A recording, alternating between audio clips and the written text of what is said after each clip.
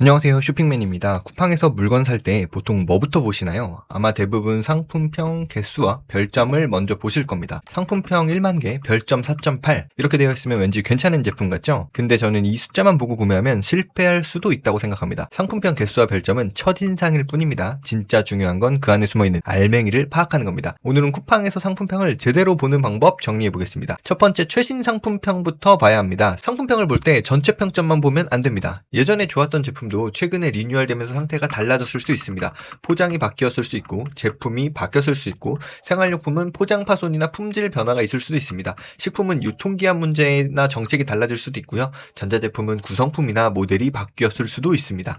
그래서 저는 쿠팡에서 상품평을 볼 때 최신 순으로 먼저 봅니다. 예전 상품평이 아무리 좋아도 지금 배송되는 상품의 상태가 어떤지는 최신 상품평에서 확인하는 게 훨씬 정확합니다. 두 번째, 너무 극단적인 리뷰는 한번 걸러서 봐야 합니다. 상품평을 보다 보면 이런 리뷰들이 있습니다. 인생템입니다. 절대 사지 마세요. 최악입니다. 아니면 무조건 사세요.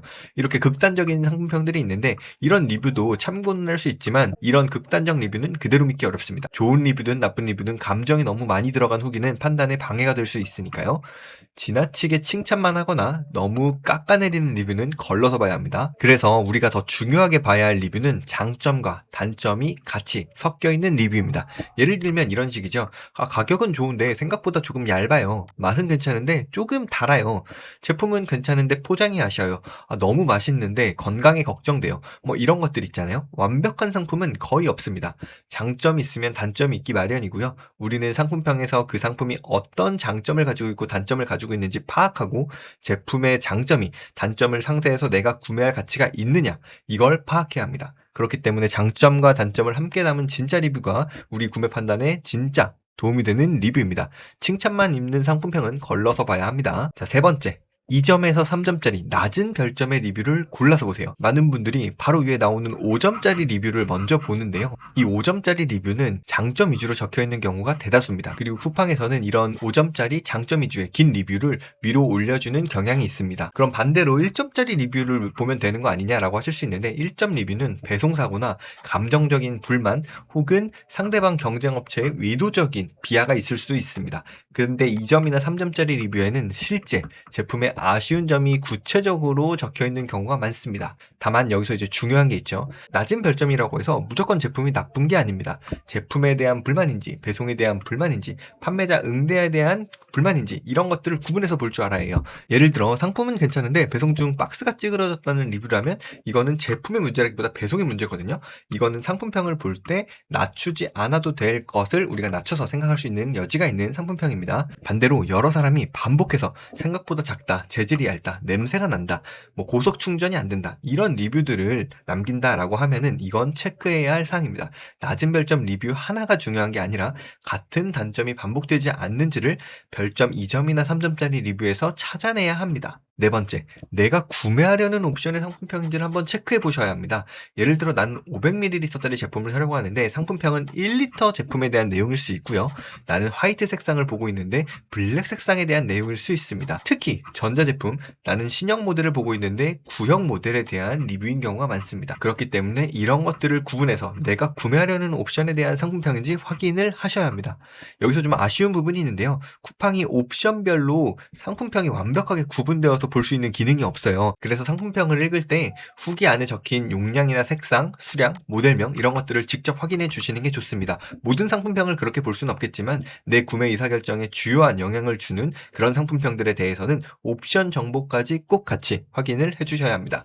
상품평이 좋아 보여도 그게 내가 사려는 옵션의 후기가 아니라면 의미가 없을 수 있습니다. 마지막 다섯 번째, 판매자 정보를 꼭 확인해야 합니다. 저는 이 부분이 사실상 쿠팡 상품평 리뷰에 있어서는 가장 중요한 부분이라고 생각합니다. 쿠팡은 자체적으로 아이템 위너라는 정책을 가지고 있는데요. 상품 단위로 모든 판매자의 가격이나 배송 리뷰 정보를 모아서 보여주는 것입니다. 판매자가 쿠팡인지 로켓 배송인지 정품 판매자인지 처음 보는 판매자의 상품인지 알 수가 없어요. 그리고 이거를 악용하는 쿠팡 셀러들이 실제로 많이 존재합니다. 유튜브나 일반 검색창에 쿠팡 아이템 위너 검색하면 이런 많은 악용하는 사례들을 찾아볼 수 있습니다. 구매 전에 그리고 리뷰 살펴보실 때 판매자 정보를 꼭 확인하시길 제안드립니다. 개인적으로 처음 구매하는 상품군이거나 식품이나 전자제품 이런 것처럼 좀 민감도 있는 상품이라면 가급적 쿠팡이 상품평이 직접 매입하거나 관리하는 로켓 배송 상품을 우선적으로 선택하길 추천드립니다. 물론 로켓 배송이라고 완벽하진 않을 수 있는데요. 판매자 정보가 불명확한 상품보다는 구매 판단하기 훨씬 쉽습니다. 적어도 가품을 받거나 손해보지 않을 수 있어요. 그래서 쿠팡에서는 상품평만 보는 게 아니라 이 상품평이 어떤 판매자가 판매한 상품에서 나온 건지 이 부분까지 같이 확인을 해야 합니다. 구매하기 전에도 내가 어떤 판매자 제품을 구매하는지 꼭 확인해야 하고요. 자, 이제 정리하겠습니다. 쿠팡 상품평은 개수와 별점만 보면 안 됩니다. 첫 번째, 최신 상품평부터 봐야 하고요. 두 번째, 너무 극단적인 리뷰는 높든 낮든 걸러서 보세요. 그리고 세 번째로 2점에서 3점짜리 낮은 별점 리뷰에서 반복되는 단점을 파악하는 게 중요합니다.